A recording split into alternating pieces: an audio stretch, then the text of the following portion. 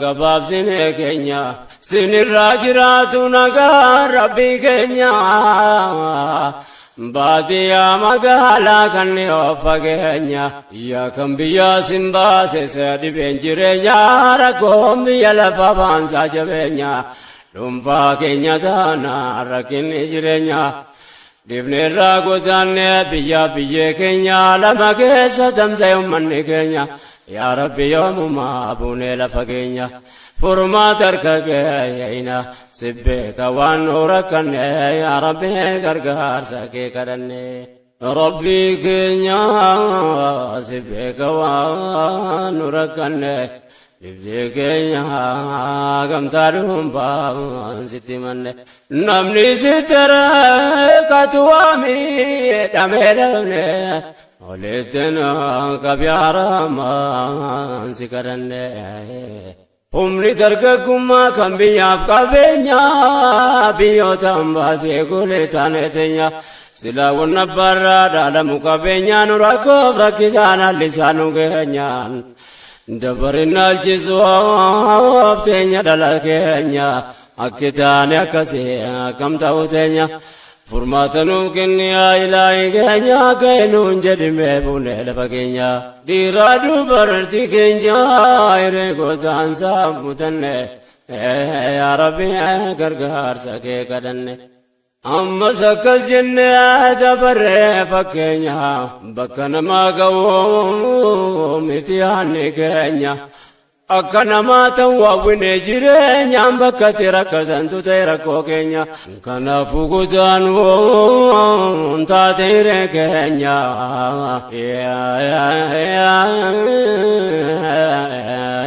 bitaa mirgan jennu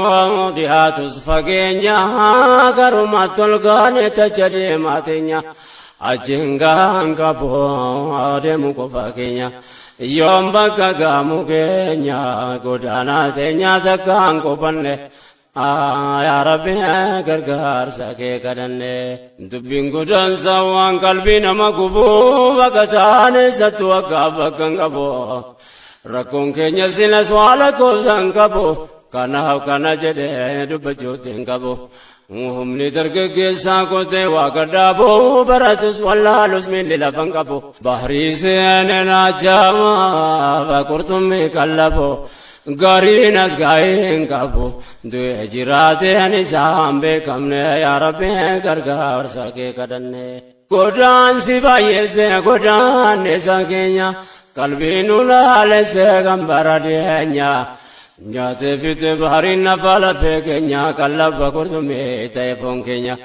mee walitti nu haa qabu rabbiin keenya waan jabaate isa tole yaataateenya kan sanu taasisu yaas muraada keenya nu haa fayyifatu haa dhabaa dhibee keenya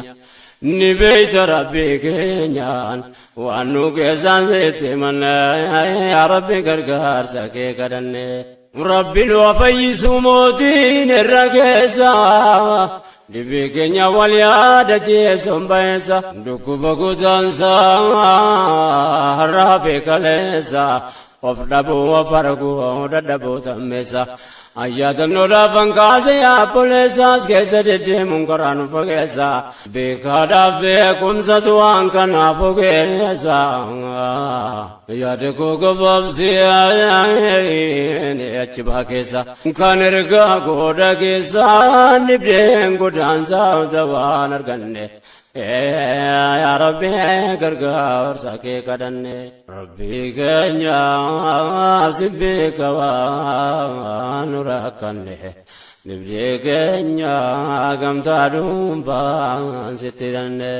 namni sitti hidhate waa miidhame namne walitti nu qabee ilaahi si kadhanne الله يا مولانا تكيجك كمني ستبكني يا ربي غرغار سكي كدني كم